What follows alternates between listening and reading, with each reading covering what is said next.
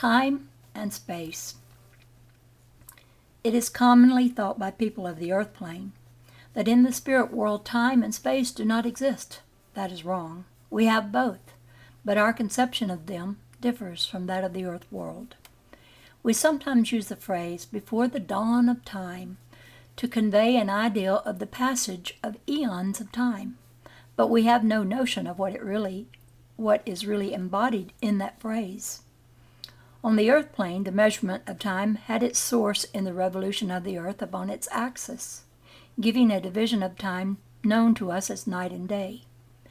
The recurrence of the 4 seasons gave that larger measure during which the earth revolved around the sun. The invention of clocks and calendars brought a convenient means of measuring time within the reach of all of us. In the spirit world, we have no clocks or other mechanical contrivances to indicate the passage of time. It would be the simplest thing in the world for our scientists to provide us with such if we felt the need for them, but we have no such need.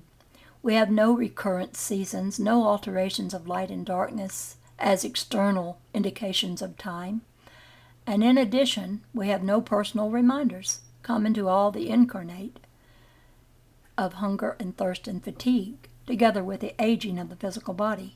How then can we have any possible heed of the flight of time?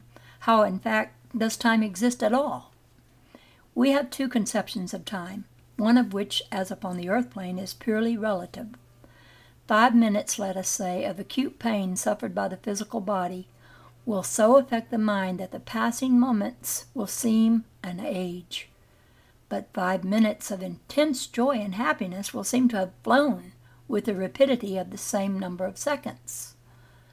Those of us in the spirit world who live in the realms of happiness and perpetual summer will have no cause to find time hang heavily. In this sense, we are simply not conscious of the flight of time.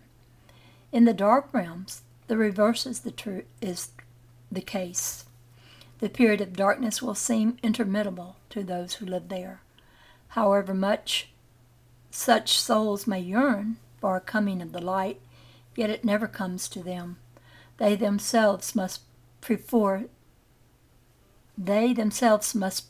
take the first step.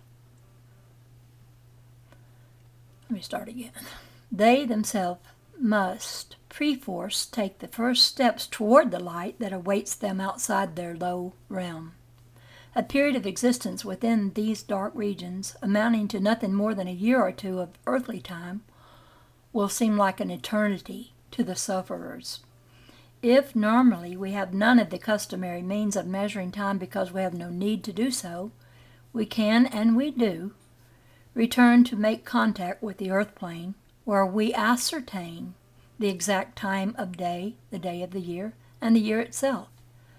Some people who would not otherwise have done so have returned to the earth world for the very purpose of satisfying their curiosity as to the number of years they have been in the spirit world.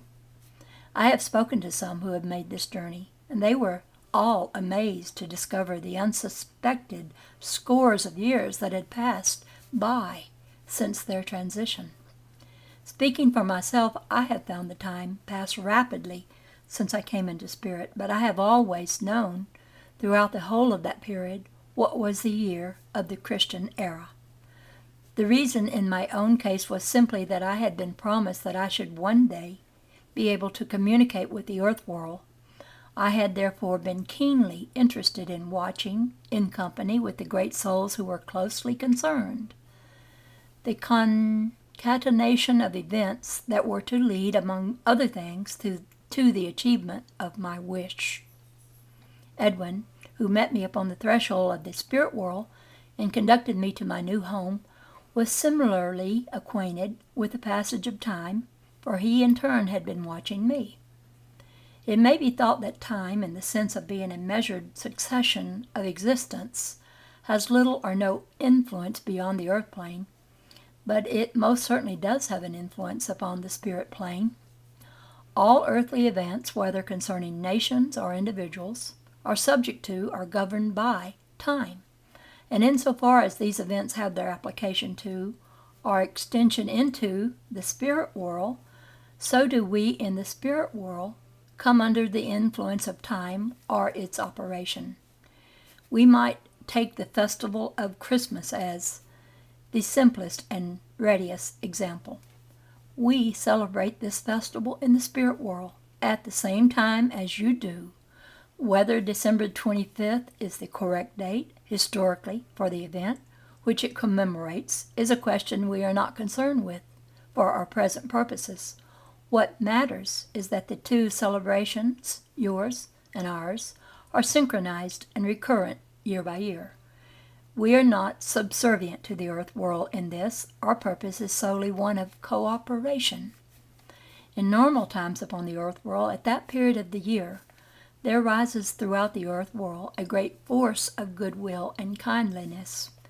Many people who in other seasons are inclined to be forgetful will frequently remember those of their family and friends who have passed into spirit lands, and they will send them thoughts of affection, which we in spirit are always so happy to receive and to reciprocate. The celebration of Christmas is always preceded by thoughts of pleasant anticipation. If there were nothing else to guide us, these alone would be sufficient to tell us that the time of the feast was drawing near. In the spirit world, at that time, it is common enough to hear one person say to another, "Christmas on the earth plane is drawing near," but the person so addressed might have been completely unaware of the fact. In the particular example of Christmas, we are not dependent entirely upon the earth plane for our knowledge of the approaching anniversary. On this special occasion, we are always visited by great souls from the higher realms, and were all other means to fail us, this would be an infallible indication of the passing of another year in earthly time. Those of us who are in close and constant connection with the earth will know, of course, as well as do you, the year, the month, and the day. We shall know, too, the exact hour of earth time. There is no difficulty about this, nor is there any mystery. When we come into your conditions, as we can make use of the very means that you yourselves employ, and what could be simpler? As a rule, it is not necessary for us to be continually aware of the precise day and hour, or otherwise to keep account of them. When we actively cooperate with your thoughts to us are sufficient indication that a certain moment has recurred when we meet to work or converse together. Such thoughts are all that we need. It is in the ordinary nature of things in spirit that, generally speaking, we should lose all sense of the continuity of time in measured successions as you know it. We allow things to remain so unless we have cause to do otherwise. When we look forward to the arrival of relative or friend into the spirit world, it is toward the event that we cast our minds, not to the year in which the event is to take place. Thus far I've given you a few facts of my own knowledge derived from my own experience. Therefore, what I have told you applies to the specific realm wherein I live. Of the higher realms I have no knowledge of first hand, and the amount of information that I have gleaned from conversations with inhabitants of those realms has been governed and restricted by my ability to understand. All that I can say, therefore, concerning time in the upper spheres is that in such elevated states we come into realms where knowledge, among many other spiritual attributes, is of a very high order. Personages from those realms have more than astonished me with the accuracy of their foreknowledge of events that were to take place upon the earth plane. Their means of acquiring this information is far beyond the comprehension of us in this realm. It is sufficient for the moment to record that it is so, and that time, therefore, is not confined to realms of a less exalted state of spiritual progression. Gotta drink some water here.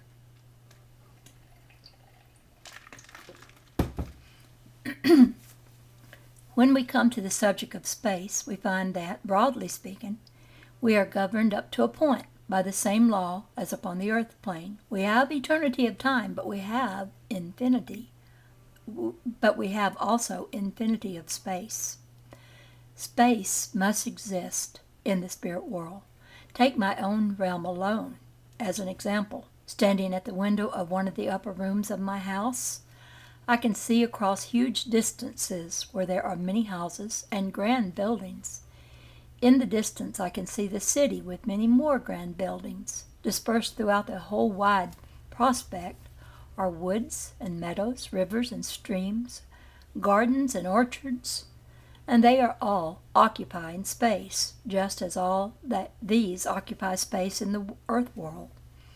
They do not interpenetrate any more than they interpenetrate upon the earth plane. Each fills its own reserved portion of space. And I know as I gaze out of my window that far beyond the range of my vision, and far beyond and beyond that again, there are more realms and still more realms that constitute the designation infinity of space. I know that I can travel uninterruptedly through enormous areas of space, areas far greater than the whole of the earth world, tripled in size or greater. I have not yet traversed anything like one fraction of the full extent of my own realm, but I am free to do so whenever I wish. I have been told by good friends from the higher realms that I could penetrate even those rarefied states if occasion demanded. I should be given the facilities and the protective cloak that are necessary in such cases to make the journey, so that potentially my field of movement is gigantic. Viewed with earthly eyes only, this immense region would obviously be beyond the reach of most people, since movement through such spaces on earth would be restricted by the means of transportation at their command, as well as by other considerations. 1,000 miles of earthly space is a great distance, and to cover it takes some considerable time, if the slower means of transport are employed. Even with the fastest method, a certain time must elapse before the end of the 1,000-mile journey is reached. But in the spirit world, thought alters the whole situation. We have space, and we have a certain cognizance of time in its relation to space. Thought can annihilate time in its relation to space, but it cannot annihilate space. I can stand before my house and I can think to myself that I would like to visit the library in the city which I can see some miles away in the distance. No sooner has the thought passed with precision through my mind than I find myself, if I so desire it, standing before the very shelves that I wish to consult. I have made my spirit body, and that is the only body I have, travel through space with the rapidity of thought, and that is so rapid that it is equivalent to being instantaneous. And what have I done? I have covered the intervening space instantaneously, but the space still remains there with everything in it, with everything it contains, although I had no cognizance of time or the passage of time. When I have completed my visit to the library, I meet some friends upon the steps, and they suggest that we adjourn to the home of one of them. With this pleasant prospect in view, we decide to walk through the gardens and the woods. The house is some distance away, but that does not matter because we never suffer from physical fatigue, and we are not otherwise engaged. We walk along together, talking happily, and after a certain lapse of time, we arrive at the house of our friend, and we have covered the intervening space on foot. On the journey from my house to the library, I overcame the distance in between, and I dispensed with time for the occasion. On the way back, I experienced an intuitive apprehension of time by walking slowly, and I restored a perception of distance to my mind by moving upon the solid ground and the grassy fields of this realm. Time, in its spirit sense, and space are relative in the spirit world, just as they are upon the earth plane. but our conceptions of them differ widely, yours being restricted by the earthly considerations of sunrise and sunset, and the various modes of transit. We have everlasting day, and we can move ourselves slowly by walking, or we can transport ourselves instantaneously wherever we wish to be. In the spirit world, time can thus be made to stand still, and we can restore our sense of it by quietly resting or by walking. It is only our general sense of time that we restore, not the passage of time. But when we receive your thoughts from the earth world, telling us that you are ready for us to come to you, then once again we are fully aware of the passage of earth time. And you must admit that we are invariably punctual in keeping our appointments with you. Geographical position.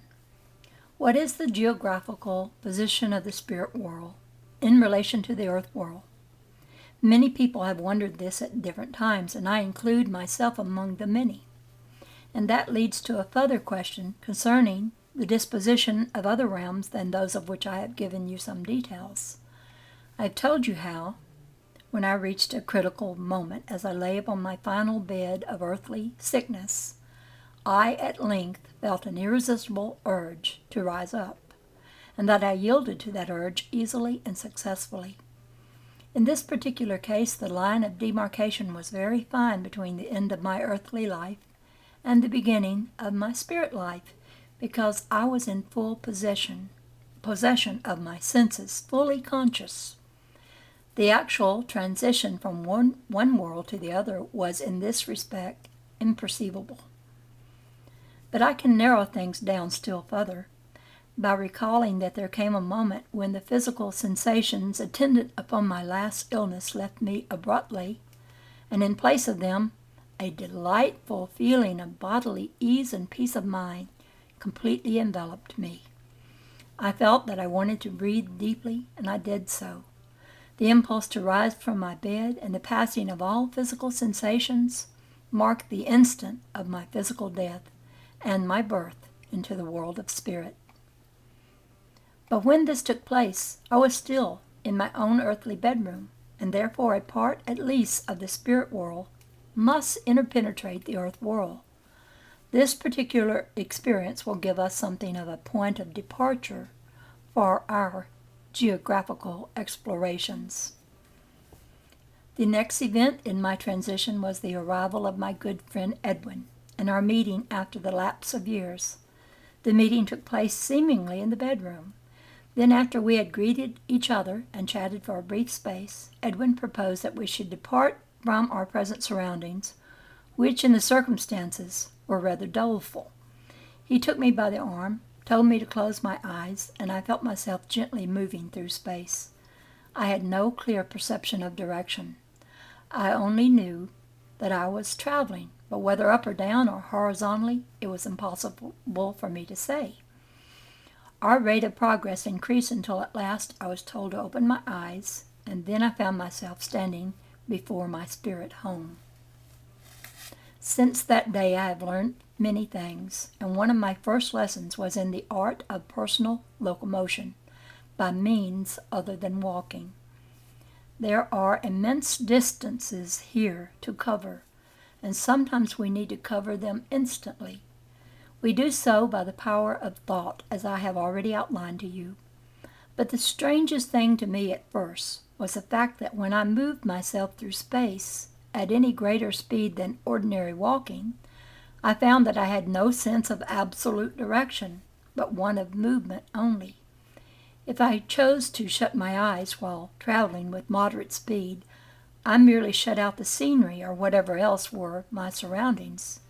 It must not be thought that it is possible to lose one's way. That would be out of the question.